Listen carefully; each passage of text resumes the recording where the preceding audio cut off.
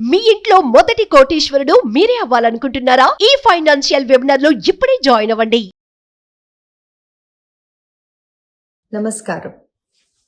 ఇప్పుడు చర్చలో ఉన్న టాపిక్ పిల్లలకి చదువు చాలా భారంగా బరువుగా అనిపిస్తుందా అని. కొన్ని విషయాలు మనం చాలా ఆలోచించవలసిన సమయం వచ్చేసింది అనుకుంటా.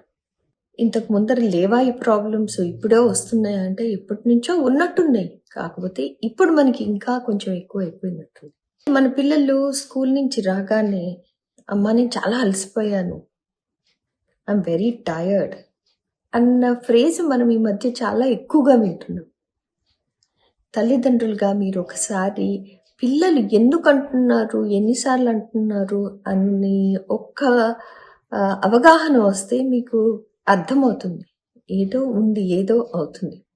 ఎందుకు మన పిల్లలు రాగానే నేను చాలా అలసిపోయాను అని వాళ్ళ రూమ్లోకి వెళ్ళిపోతున్నారు. ఎవరితో మాట్లాడదలుచుకోవట్లేదు. వాళ్ళ రూమ్లోకి వాళ్ళు వెళ్ళిపోయి వాళ్ళ లోకంలో వాళ్ళు ఉంటున్న ఫీలింగ్ వస్తుంది.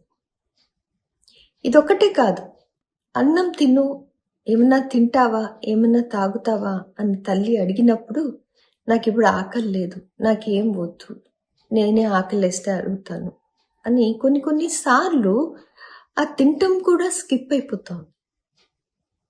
దీంతో ఒకలాంటి ఐసోలేషన్లోకి వెళ్ళిపోతున్నారు. వాళ్ళ లోకంలో వాళ్ళు ఉండిపోతున్నారు. ఇది ఒకందుకు చెప్పాలంటే ఎక్కడో ఏదో కరెక్ట్గా లేదు అన్న అర్థము మనకి వచ్చేస్తుంది.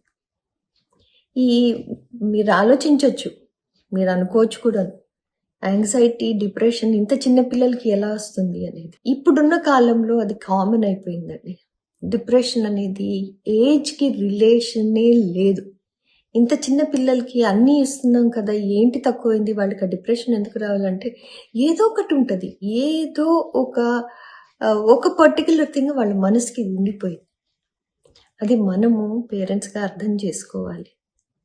పిల్లలు హాస్టల్లో ఉన్నారన్నా, పిల్లలు ఇంట్లో చదువుకుంటున్నారన్నా, ఇలాంటి డిప్రెషన్ అనేది ఈ మధ్య కొంచెం ఎక్కువ కనబడుతుంది. ఎందుకంటే ఎక్స్పోజర్ ఎక్కువైంది, మేబీ కంపారిజన్ ఎక్కువైపోయింది. మేబీ పేరెంట్స్ కంపారిజనే కాదు నేను అంటుంది, పిల్లలకి వాళ్ళకి వాళ్ళు కంపేర్ చేసుకోవటం కూడా ఎక్కువైపోయినట్టు.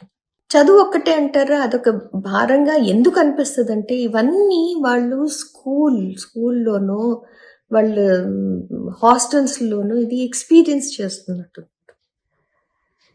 ఈ ఐసోలేషన్, డిప్రెషన్, యాంగ్జైటీ వచ్చేసి తిండి తినకపోవటము, ఆకలి లేదు అంటాము, నేను చాలా అలసిపోయాను అంటాము, చాలా వాటికి దారి తీస్తుంది. అది కొంచెం మెంటల్ హెల్త్ అనేది కొంచెం డిస్టర్బ్ అయ్యే ఆస్కారం చాలా ఎక్కువ.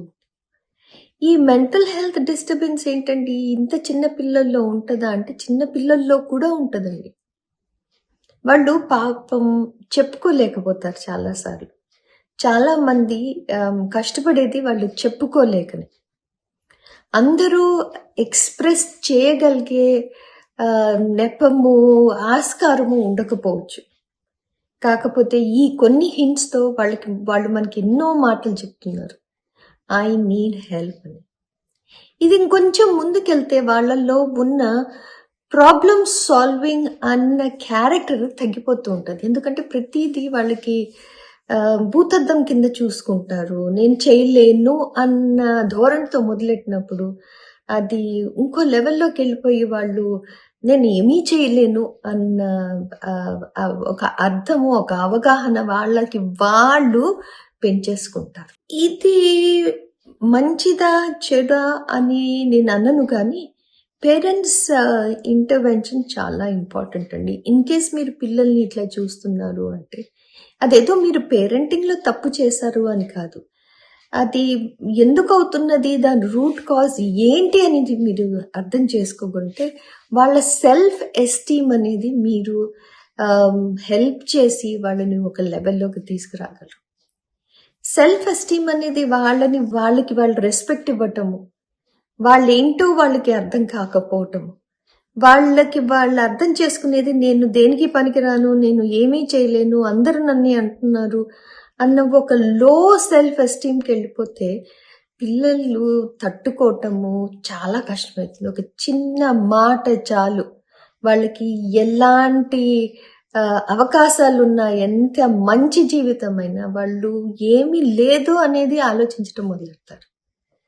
సో నేను రిక్వెస్ట్ చేసేది పేరెంట్స్కి ఏంటంటే, మీరు మీ పిల్లలు ఇంటికొచ్చి ఇలాంటి లక్షణాలు ఎక్కడన్నా మీకు కనబడుతున్నాయి అంటే, ఒక్కటి మీరు అర్థం చేసుకోవాల్సింది, అకాడమిక్స్లో, అకాడమిక్ వరల్డ్లో, వాళ్ళ స్కూల్లో అన్నా, ట్యూషన్లో అన్నా, ఎక్కడైనా వాళ్ళ ఫ్రెండ్స్ సర్కిల్లో అన్నా, ఎక్కడో ఏదో ఒక్క పరిస్థితో, ఒక మనిషో, ఒక మాట వాళ్ళ గుండెలో ఉండిపోయింది. అది వాళ్ళు అదే నిజము అన్న నమ్మకంలోకి వచ్చేసారు. బయట వాళ్ళు చెప్పిన ఒక నెగిటివ్ మాటని వాళ్ళు ఆ మనసులోకి ఉంచేసుకున్నారు. సో మన రెస్పాన్సిబిలిటీ యాజ్ పేరెంట్స్ ఏం చెయ్యాలి అంటే, మనము వాళ్ళకి సపోర్ట్ ఇవ్వగలగాలి.